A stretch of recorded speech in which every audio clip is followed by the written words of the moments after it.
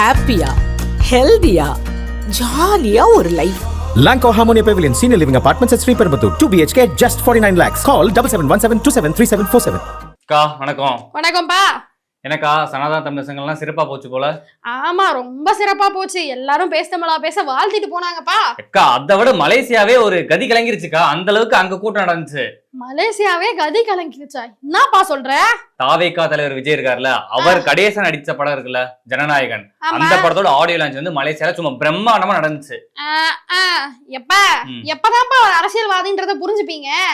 இன்னுமே audio launch பிரம்மாண்டமா நடந்துச்சு, கதி கலங்கிருச்சு, அவரை பார்க்க அவ்வளவு கூட்டம் இவ்வளவு கூட்டம்னு. எப்பா அரசியலுக்கு வாங்கப்பா.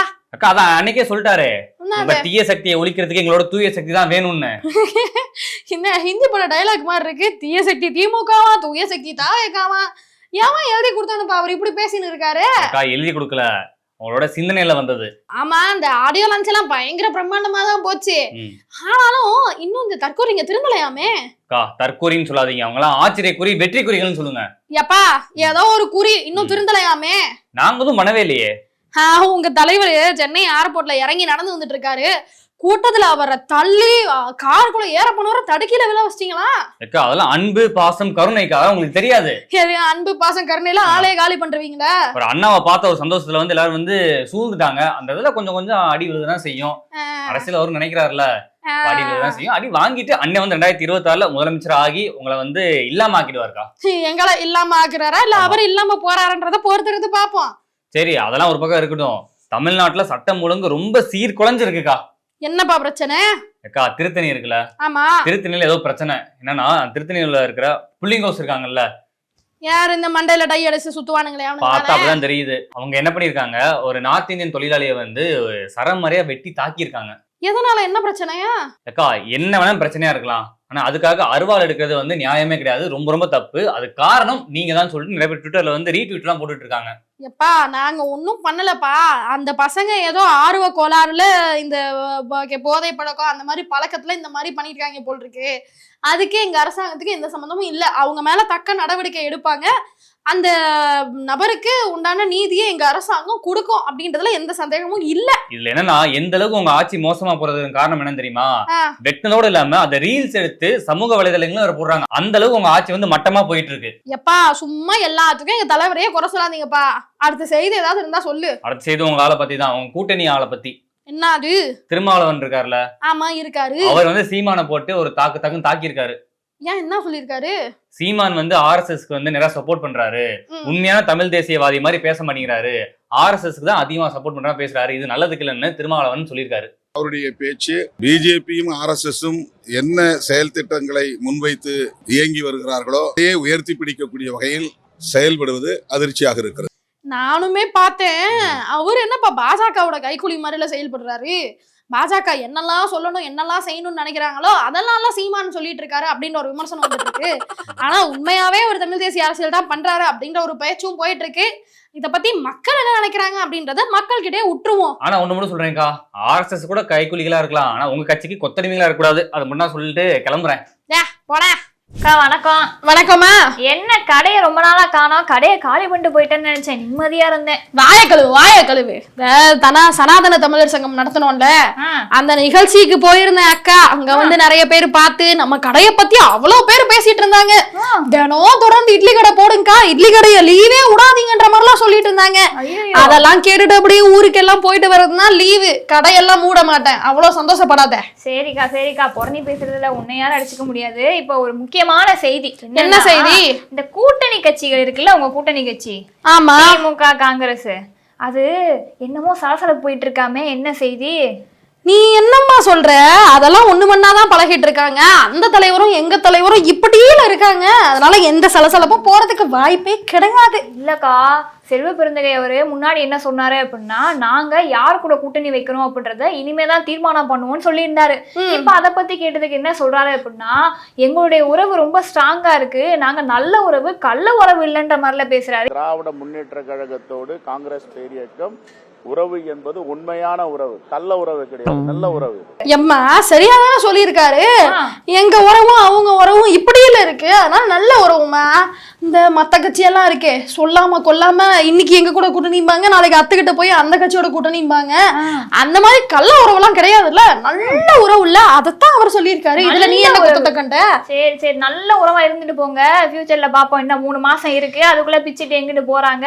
அதெல்லாம் நீ பொறுத்து இருந்து பாரு. எங்க கூட்டணியை பத்தி பேச வந்துட்டேன். விளம்பரம் பண்ணிக்கிட்டே இருக்கீங்களே, இப்போ 4.5 வருஷமா ஒண்ணுமே பண்ணாம கடைசி நேரத்துல விளம்பரம் பண்றீங்களே, இந்த வெள்ளம் தமிழ் பெண்கள் சொல்லிட்டு.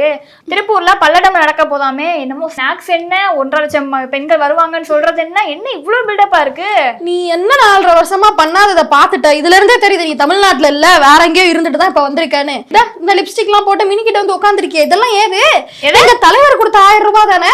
அக்கா, நான் லிப்ஸ்டிக் போடுறது உன் தலைவர் கொடுத்த 1000 ரூபாயா? ஆமா, எனக்கு 1000 ரூபாய் வரவே இல்ல. நீங்க உங்களுக்கு 1000 ரூபாய் வந்துச்சா இல்லையா அப்படின்றத கமெண்ட் செக்ஷன்ல சொல்லுங்க.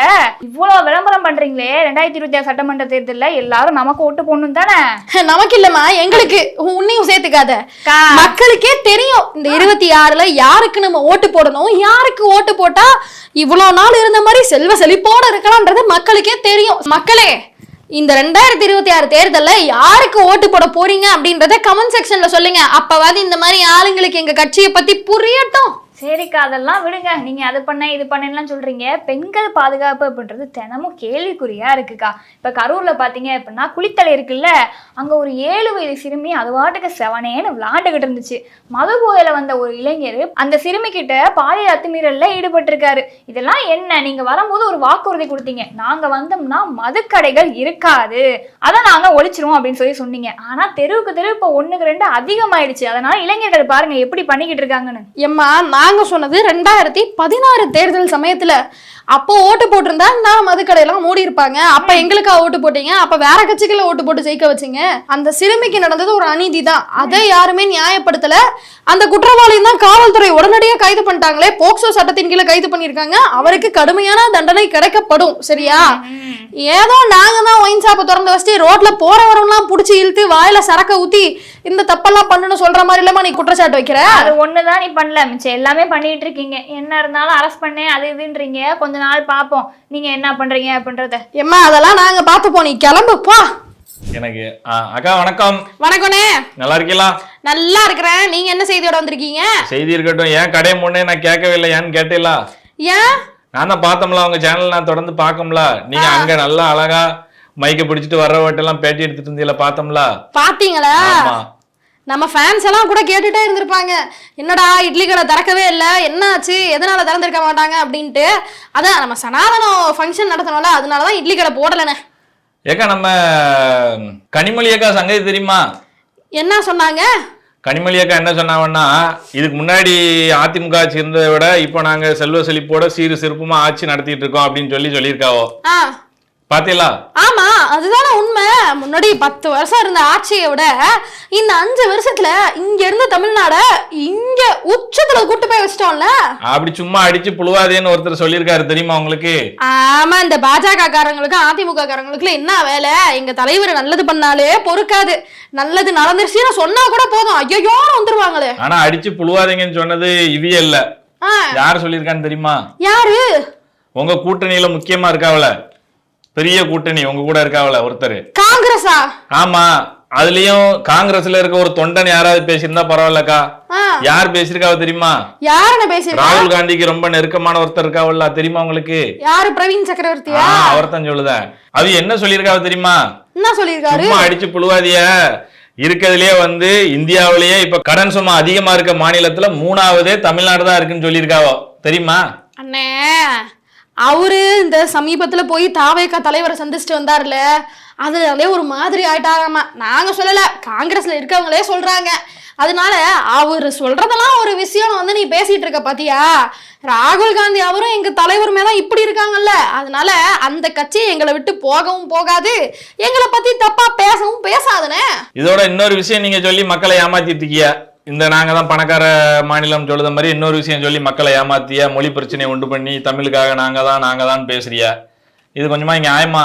அண்ணே, இந்த ஹிந்தியை வச்சு திணிக்கிறாங்க. ஒவ்வொருத்தவங்க தொண்டை குழிக்குள்ளேயும் ஹிந்தியை கொண்டு வந்து அள்ளி போட்டு குத்துறாங்கல்ல, அது வேணாம் தானே சொல்லிட்டு இருக்கோம். நீங்க இந்திய திணிக்காம சொல்லிட்டு இருக்கிய, ஆனா இந்திக்காரவ என்ன உசாரா என்ன வேலை பண்ணதா தெரியுமா? என்னது?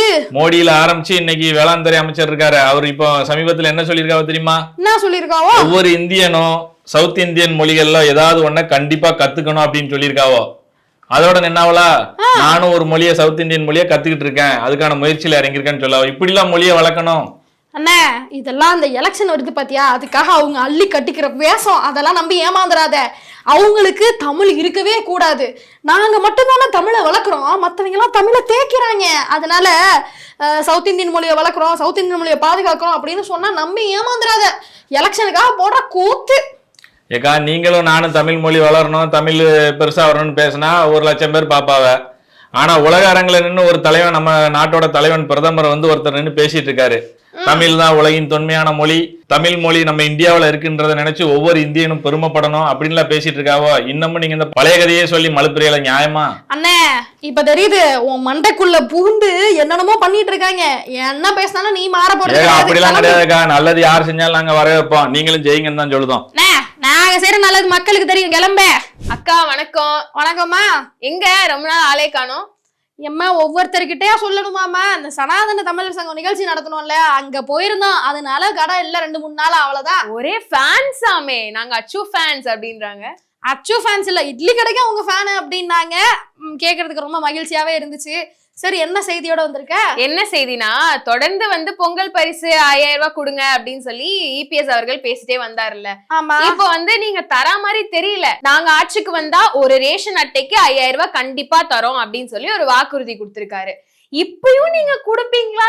எப்படி இல்ல அதுக்கும் வந்து அவரு தரமாட்டாரு அப்படின்னு சொல்லிட்டு அவர் மேல பழிய போட்டு உருட்டிட்டு சுத்துவீங்களா? எம்மா, இந்த தடவை கண்டிப்பா பொங்கலுக்கு 5000 என்ன 10,000 கொடுத்தாலும் ஆச்சரியப்படுறதுக்கு இல்ல. நான் தேர்தல் வரப்போகுதுல, அதான் பொங்கல் பரிசு மாதிரி தேர்தலுக்கான பரிசை தள்ளி விட்டுருவோம்ல. அதனால கண்டிப்பா இந்த பொங்கலுக்கு அச்சு வெல்லம் பச்சரிசியோட சேர்த்து 5000 பணமும் வந்து சேரும், கவலையே படாதீங்க. அதனால குடும்பத்தோட பொங்கலை பொங்கி எங்க தலைவர் பேரை சொல்லி சாப்பிட்டு சந்தோஷமா இருங்க. எப்படி 1000 ரூபாய் கொடுத்துட்டு நீங்க போட்டுக்க லிப்ஸ்டிக்கு 1000 ரூபாய்ல வாங்கினது அப்படின்லாம் சொல்லிட்டு இருக்கீங்களே, அந்த மாதிரியா? ஆமா, நாளைக்கு உங்க குடும்பமே சந்தோஷமா இருக்க போது அதுக்கு தலைவர் தானே காரணம். சரிக்கா, அதை விடு. திமுகவுக்கும் தாவேக்காவுக்கும் தான் போட்டி அப்படின்னு சொல்லி அண்ணாமலை அவர்கள் பேசியிருக்காரு, இது என்ன? அவரு அப்படியா பேசியிருக்காரு? அவருக்கு எங்க கட்சி நல்லா இருந்தா பொறுக்காதேம்மா. அவர் எப்படி திமுகவுக்கும் தாவேக்காவுக்கும் போட்டின்னாரு? அதெல்லாம் இல்ல, நீ ஒரே சந்தோஷப்படாத. என்ன அப்படின்னா, யாரு வந்து கிறிஸ்துமஸ் செலிப்ரேஷனை ஃபர்ஸ்ட் பண்ணுவாங்க, உங்க கட்சியா இல்ல என் கட்சியா அப்படின்றதுலதான் போட்டியாமே. அதெல்லாம் ஒண்ணும் இல்லம்மா. நாங்க வருஷா வருஷம் சிறுபான்மையினருக்கான கட்சி, சிறுபான்மையினருடைய பாதுகாவலர் அப்படின்றது அவங்களுக்கே தெரியும். அதனால இந்த வருஷம் இல்ல, வருஷா வருஷம் நாங்க விழா நடத்திட்டு தான் இருக்கோம். அவரு நேத்து பேஞ்ச மழையில இன்னைக்கு முளைச்ச காலம். அதனால இப்ப புதுசா ஏதோ கட்சி ஆரம்பிச்சிருக்காருன்னு கிறிஸ்துமஸ் நிகழ்ச்சி எல்லாம் கொண்டாடுறாரு. அவரு என்ன வேணா பண்ணட்டும், சிறுபான்மையினரோட வாக்கு எங்களுக்கு தான் அப்படின்றது தமிழ்நாட்டுல இருக்கக்கூடிய அத்தனை மக்களுக்குமே தெரியும். ஏன்னா நாங்க தானே பாதுகாவலர். அவங்களுக்கு ஒரு பிரச்சனை அப்படின்னா நாங்க போர் கூட தூக்கிட்டு போய் நிப்போம்ல, அதுக்காகவே ஓட்டு எங்களுக்கு தான் போடுவாங்க. சரி, நீங்க தான் வந்து கிறிஸ்துவர்களுக்கு ஒரு விழா பண்றீங்க. இது வந்து நல்லது இல்ல கெட்டது அப்படின்லாம் யாரும் சொல்லலைனாலும் பாஜகவை மட்டும் நீங்க பிராண்ட் பண்றீங்க. இது வந்து மத ரீதியான கட்சி, இவங்க தான் வந்து இந்துக்களுக்கு வந்து நிறைய விழா எல்லாம் பண்ணிட்டு இருக்காங்க அப்படின்னு சொல்லி மதமா நீங்க தான் பிரிக்கிறீங்க. அப்ப நீங்க மதவாத கட்சியா இல்ல அவங்க மதவாத கட்சியா? எம்மா, அவங்க பெரும்பான்மை அப்படின்னு சொல்லிட்டு இந்துக்களுக்கு ஏதாவது ஒரு பிரச்சனைனா குரல் கொடுக்குறாங்க. ஆனா கிறிஸ்தவர்களுக்கு ஒரு பிரச்சனை, இஸ்லாமியர்களுக்கு ஒரு பிரச்சனைனா குரலே கொடுக்க மாட்டேன்றாங்க. ஆனா நாங்க அப்படி கிடையாதுல்ல. எல்லா மக்களும் எங்களுடைய சகோதர சகோதரிகள் அப்படின்றதுனாலதான் கிறிஸ்தவர்களுக்கு ஒரு பிரச்சனை, இஸ்லாமியர்களுக்கு ஒரு பிரச்சனை அப்படின்னா அங்க ஆளா போய் நிக்கிறோம். அதனால பாஜக தான் மதவாத கட்சி. தொடர்ந்து வந்து பாமகவோட ஏ டீம் பி டீம் சேருமா அப்படின்லாம் வந்து நிறைய பேச்சு போயிட்டு இருந்தது. இப்போ சேலம்ல வந்து நான் தான் தலைவர் அப்படின்னு சொல்லி ராமதாஸ் அவர்கள் வந்து அறிவிச்சிருக்கிறாரு. செயல் தலைவரா வந்து காந்திமதி அவர்களை நியமிச்சிருக்காங்க. இந்த கூட்டணி இந்த விஷயங்கள்லாம் வந்து கரெக்டா இருந்தாலும் இப்ப அன்புமணி அவர்களோட ரோல் என்னவா இருக்க போகுது, அண்ட் நீங்க வந்து அவரை உங்க கூட சேர்க்கறதுக்கு என்னெல்லாம் பிளான் பண்ணிட்டு இருக்கீங்க? ஏம்மா, அப்பா மகனை அடிச்சுக்கிட்டு நிக்கிறது தான் எங்களுக்கு சாதகம். ஏன்னா அப்பா ஒரு கட்சியோட சேர்ந்தா மகனை நாங்க இழுத்துருவோம்ல.